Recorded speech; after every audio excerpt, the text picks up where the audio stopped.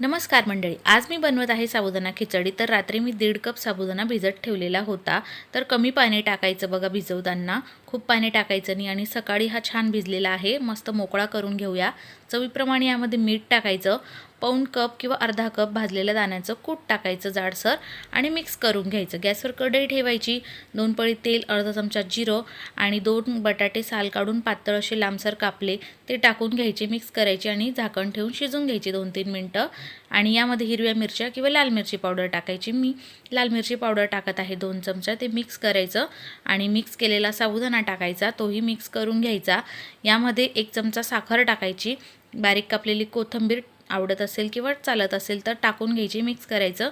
झाकण ठेवून 3-4 मिनटं मध्यम आचेवर हा शिजवायचा. त्यानंतर कंटिन्यू परतत हा मस्त ट्रान्सफर होईपर्यंत शिजवून घ्यायचा आहे. आपला गरमागरम साबुदाणा खिचडी तयार आहे. रेसिपी आवडल्यास लाईक, शेअर, सबस्क्राईब करा. धन्यवाद.